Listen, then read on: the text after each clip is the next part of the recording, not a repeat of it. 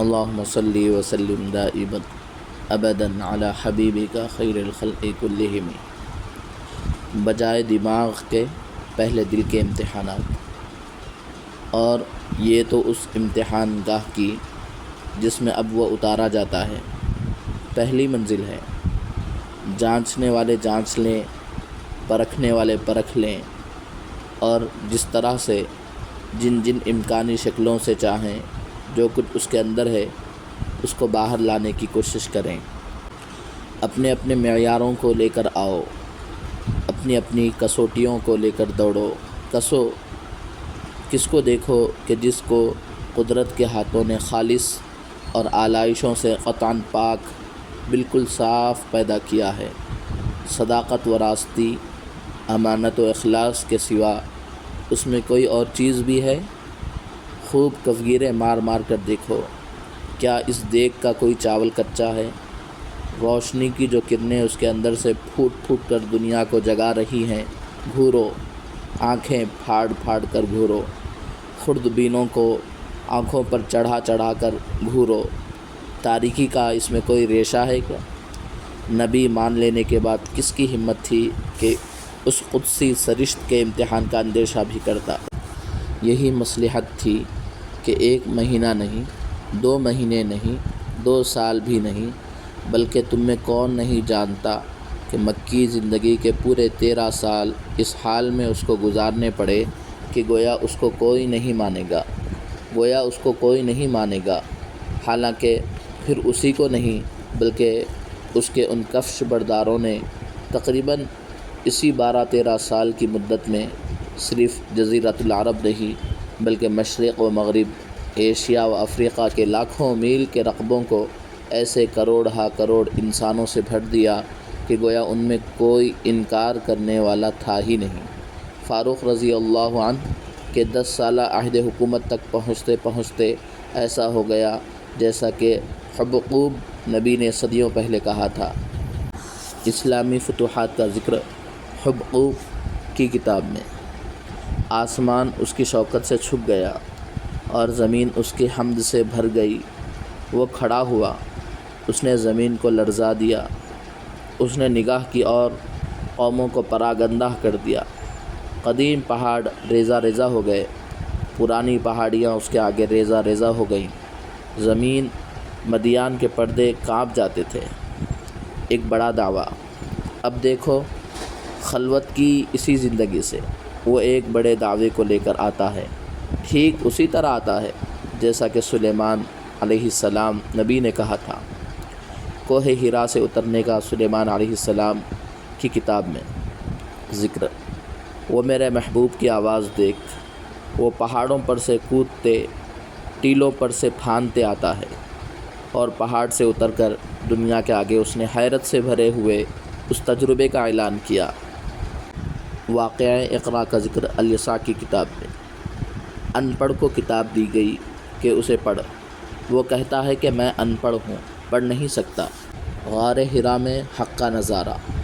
سمجھنے والوں نے سمجھایا نہیں، سمجھا، مجھے اس سے کیا بحث، لیکن بخاری میں ہے، حرا کے کوہ میں اس کے سامنے سب سے پہلے فجاءہ الحق کا نظارہ اسی طرح بے نقاب ہوا جس طرح پہاڑی کے ہرے بھرے جھاڑ کی شاداب آگ ہے۔ انی انا اللہ لا الہ الا انا، ہاں میں اللہ ہوں، کوئی معبود نہیں ہے لیکن میں ہی، کی سرمدی گونج اس طرح گونجی کہ سننے والا نہیں بتا سکتا تھا کہ کدھر سے گونجی، لیکن گونجی اور اسی آگ سے گونجی۔ حضرت موسیٰ علیہ السلام کو یوں ہی محسوس ہوا، اور یہ تو قرآن میں ہے، غیر قرآنی یادداشتوں میں آیا ہے کہ پیپل کے سائے میں جو مایوس بیٹھا تھا، گیا کا وہی شاکیہ منی یہ کہتا ہوا اچھلا۔ بخاری کی حدیث سے عام غفلت۔ ملک ہی حق تھا اور حق ہی ملک تھا، جو یہ کہتے ہیں کہ اب ان میں سے کیا کہوں، جس نے چکھا اسی نے جانا، ہم نے نہ چکھا اور نہ ہم جان سکتے ہیں۔ ہمارے سامنے تو دعویٰ پیش ہوا، بڑا عجیب و غریب دعویٰ، دل دہلا دینے والا دعویٰ جو دیکھ نہیں سکتے۔ وحی کی ضرورت، انہیں کیسے دکھایا جا سکتا تھا؟ نابیناؤں کے لیے اس کے سوا کیا چارہ ہے؟ کہ بیناؤں کی سنیں۔ بخت کا چھوٹا وہ ہے جو خود بھی نہیں دیکھ سکتا، اور دیکھنے والوں نے جو دیکھا ہے یہ بدنصیب اس کے سننے سے بھی پیٹھ پھیرتا ہے، گردن موڑتا ہے۔ جاننا اور ماننا، لیکن جاننے سے پہلے کون مان سکتا ہے؟ جانو تب مانو، تب جھکو۔ یقین کی فطری راہ یہی ہے، تم آفتاب ہی کو نہ دیکھو، یہ تمہارے بس میں ہے۔ لیکن جو سورج کے سامنے کھڑا تھا اس نے اپنی ایک پلک کو دوسری پلک سے اگر جدا کر لیا تو اب اس کے قابو میں ہے کہ وہ آفتاب اور اس کی چمک کو جھٹلائے۔ آگ کو چھونے پر کوئی مجبور نہیں ہے، لیکن چھونے کے بعد گرمی کے ماننے سے کون گریز کر سکتا ہے؟ سچائی کی یافت کا حادثہ بجنس ہی کچھ اسی طرح دیکھو کہ ہرا کے دامن سے صدق و امانت کا آفتاب چڑھ کر انسانیت کے حادثے کے سامنے آ کر ٹھہر گیا، جس سے سچ جانا جاتا ہے۔ ممکن ہے کہ جس طرح لاکھوں میں کوئی ایسا بھی ہوتا ہے جو بینائی کی فطری قوت سے محروم ہو یا شنوائی کا حادثہ اس سے مسلوب ہو، لیکن سب اندھے ہوں، سب بہرے ہوں۔ جس طرح یہ ناممکن ہے، اسی طرح یہ بھی محال ہے کہ آدمی ہو اور اس میں سچ اور سچائی کی یافت کا حادثہ نہ ہو۔ یہ ڈاکٹر ہے اور وہ ڈاکٹر نہیں ہے، اسی فیصلے پر جانیں سپرد کی جاتی ہیں، آنکھوں میں نشتر چبھوائے جاتے ہیں۔ اس ٹرین کو سب نہیں ہکاتے ہیں جو بیابانوں میں چلتی ہے، چڑھائیوں پر چڑھتی ہے، ذخار اور خونی دریاؤں کے پلوں سے گزرتی ہے۔ فیصلے کی وہی قوت جو ڈرائیور کو غیر ڈرائیور سے، شوفر کو غیر شوفر سے جدا کر کے ہم میں یہ اطمینان پیدا کرتا ہے کہ اپنا سب کچھ سونپ کر ہم اپنے کو، اپنے بال بچوں کو، اپنے مال و اسباب کو ریل کے ڈبوں میں ڈال دیتے ہیں۔ سچ کو جھوٹ سے جدا کرنے کا یہ حادثہ ہم میں نہ ہوتا تو ڈاکٹر اور ڈرائیور کیا؟ زندگی کے کسی شعبے کی گاڑی ایک سیکنڈ کے لیے بھی چل سکتی ہے؟ ایجابی تجربات، الغرض جو کچھ سوچا جا سکتا ہے ہر ایک سے رگڑ کر، گھس کر انہوں نے جانچا، لیکن صدق و امانت کے احساس کی وہی گرفت جو دعوے سے پہلے ان کے دلوں پر مسلط تھی کسی تدبیر سے ڈھیلی نہیں پڑتی تھی۔ اس میں کیا ہے؟ اس کے اندر کیا ہے؟ مال ہے، جاہ ہے یا کچھ اور ہے؟ ہر سوال کی سلائیاں، لمبی سلائیاں ڈال کر ہر ایک نے دیکھا، بار بار دیکھا، لیکن سچ کے سوا اس میں کچھ نہیں ہے، اخلاص کے سوا اس میں کچھ نہیں۔ ہر آزمائش، ہر جانچ کا آخری نتیجہ یہی برآمد ہوا، جانچ کی یہ ایجابی شکلیں تھی، اس راہ سے انہیں کچھ نہیں ملا۔ سلبی امتحانوں کے سلسلے میں تعذیب صحابہ سے ابتدا۔ اس کے لاوارث بے کس ساتھیوں پر پہلے انہوں نے ہاتھ چھوڑا، اور اس طرح چھوڑا کہ چیرہ دستیوں کا کوئی ایسا دقیقہ نہ تھا جسے انہوں نے رکھ چھوڑا۔ دہکتے ہوئے کوئلوں پر زندہ کھال والی پیٹھیں، ننگی پیٹیں لٹائی گئیں، جلتی ہوئی ریت پر جانداروں کو سلایا گیا۔ مصائب صحابہ کا ذکر۔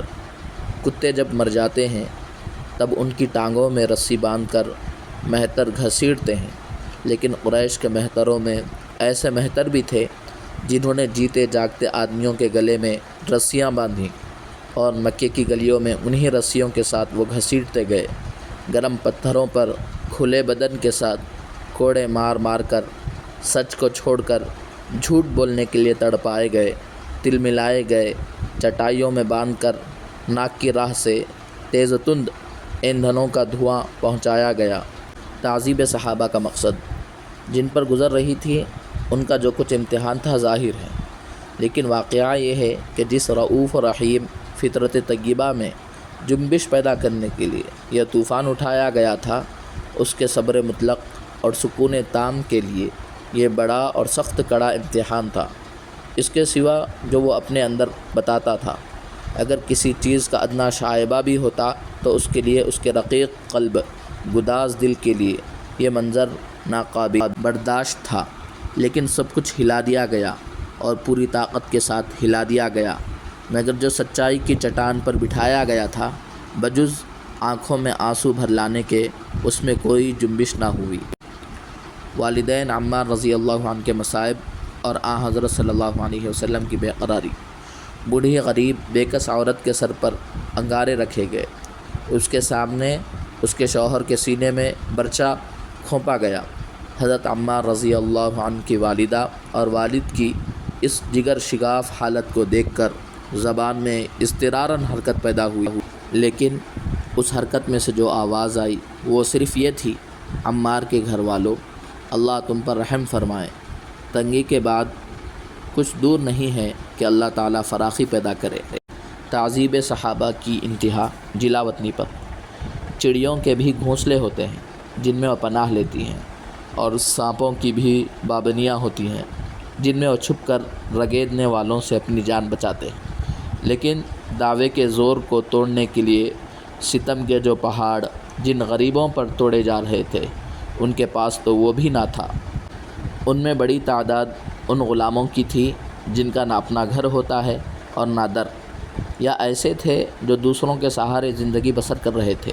جس پر سہارا ہو، جب وہی سہاروں کے ختم کرنے کے در پہ ہو جائے تو اب اس کے لیے کہاں بنا ہے۔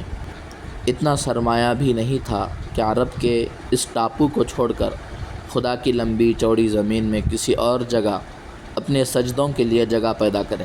اف کہ ان پیشانیوں کو خدا ہی کی زمین پر زمین کا اتنا ٹکڑا بھی میسر نہ تھا جس پر وہ اپنی پیشانی اپنے خدا کے آگے رکھ سکیں۔